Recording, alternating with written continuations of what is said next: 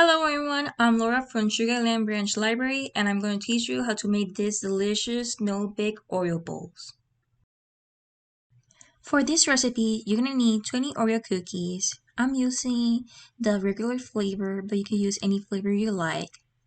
4 ounces of cream cheese and 1 bar of white chocolate. You can use milk chocolate if you prefer.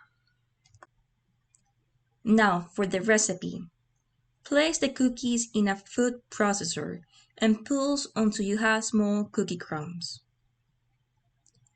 Once this step is done, add your cream cheese. Make sure your cream cheese is soft. Pulse in bursts until well combined. Place the mixture in a bowl and give it a good stir. Now, I'm scooping half a tablespoon of the mixture and rolling into small balls. I prefer the Oreo balls to be bite-sized, but you can make them as big or small as you like. Place the Oreo balls on a baking tray that has been lined with parchment paper or wax paper and freeze for 15 minutes. After the 15 minutes have passed, melt your chocolate. I'm melting my chocolate in the microwave for 50 seconds. Dip the balls into the melted chocolate, making sure the balls are completely covered. I'm using a fork to roll the balls and remove any excess.